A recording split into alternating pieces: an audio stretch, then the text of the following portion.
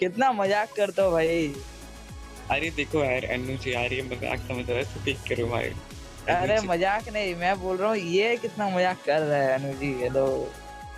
अरे अन्नू यार, इसकी बातों पे ध्यान मत दो, क्यूटी हम दोनों अपनी बात करते हैं यार, इसको ठीक अरे करो। अरे, ऐसा नहीं भाई, वो 14 की है, सोच लो।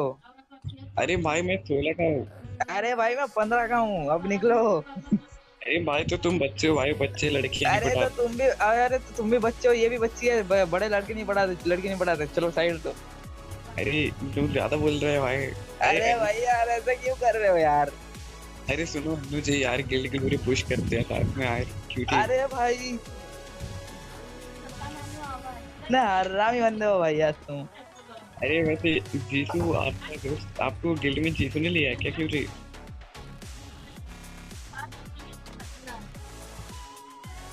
आपको, अरे आई मीन जीसू आपका दोस्त है।